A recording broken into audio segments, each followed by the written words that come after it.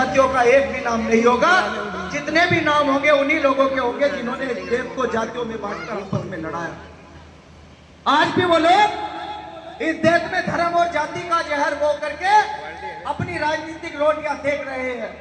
अपनी सरकार बनाने के लिए वो किसी भी हद तक गिर सकते हैं, लेकिन डॉक्टर बाबा साहब अम्बेडकर ने हमें वोट का अधिकार दिया शासन सत्ता में स्थापित होने के लिए। उसी वोट को मान्यवर साहब श्री कांतिराम जी ने बड़े पैमाने पर उत्तर प्रदेश में इस्तेमाल करके उत्तर प्रदेश में 4-4 बार आपकी सरकार बनाने का काम किया और ये बताया कि जिनकी सरकार होती है उनकी बहन बेटियां सुरक्षित होती है, उनके बच्चों को अच्छे स्कूलों में शिक्षा मिलती है, उनके नौजवानों को पढ़ने लिखने के बाद अच्छा रोजगार मिलता है, उनके बड़े बुजुर्गों को सम्मान मिलता है और उनके साथ कभी कोई भेदभाव नहीं कर सकता।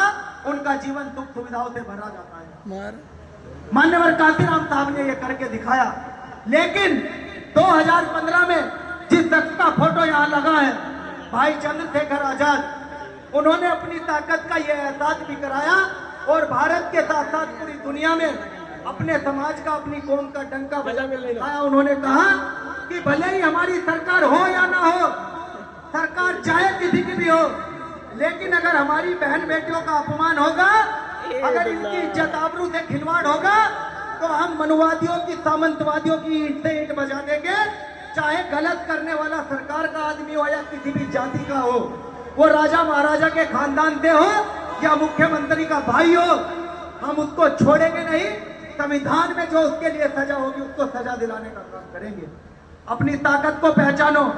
मैंने पिछली बार भी कहा था और इस बार भी कह के जाता हूं, अगर मेरी बहनों को, कुछ बहनों ने मुझे यहाँ राखी भी बांधी थी, अपना दुपट्टा फाड़कर मुझे राखी बांधकर अपना भाई बनाया था और मैंने उनसे ये वादा किया था कि देश के किसी भी कोने में अगर आपको अपने मोबाइल में या टीवी में ये सूचना मिले कि किसी भी जाति या धर्म की बहन का अपमान हुआ है, उसके साथ अन्याय हुआ है, आप उसके बारे में हमें सूचना दो। उस बहन को न्याय दिलाने का काम हम करेंगे, क्योंकि महिलाओं को जातियों में बांटने वाले इंसान नहीं, जानवर होते हैं, परिंदे होते हैं।